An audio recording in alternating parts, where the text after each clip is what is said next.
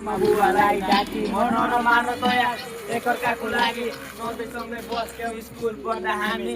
दुवै नजाने एउटा बिरामी जे पनि बाँड्ने हाम्रो राम्रो थियो बानी उसले एक दिन चुरोट सल्काइ सोध्यो है खाने मैले पनि खाने सम्झु छैन माने दिन बित्दै गयो अनि लाग्यो त्यसको पानी बिस्तारै कुलरमा बसियो जानी नजाने गाजा अनि बोटी सामान र पानी त्यो पछि त्यो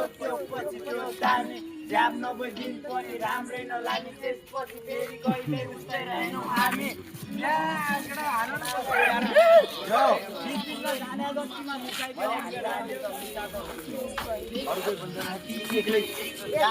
मिसाइदेऊ के मजा सम्झना यो मनमा छ साथ छोड्ने छैन भन्थ्यौ कहिले तर साथ दिने लागु पदार्थमा डुब्दै गयौँ गलतीले खराब परिणामको शिकार भयौँ कतिलाई कुट्यौँ लुट्यौँ कतिलाई गऱ्यौँ घरमा आफ्नै आमा बुवासँग झर्क्यौँ आफैमा लड्यौँ तर खाना छोडेनौँ जस्ताले हामी एक अर्कासँग बोलेनौँ सोच्ने गर्थे साथीभाइले हाम्रो बारेमा उभिन मलाई एक पनि राम्रो लागेन अब सबै त्याग्ने मैले बाचा गरेँ बाहिर ननिस्कि सोनाभित्र सुतेर बसेँ बिस्तारै म पढाइतिर अघि बढेँ सुन्ने गर्थे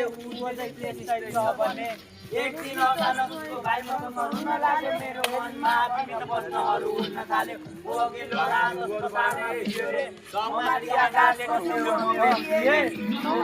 यति बेला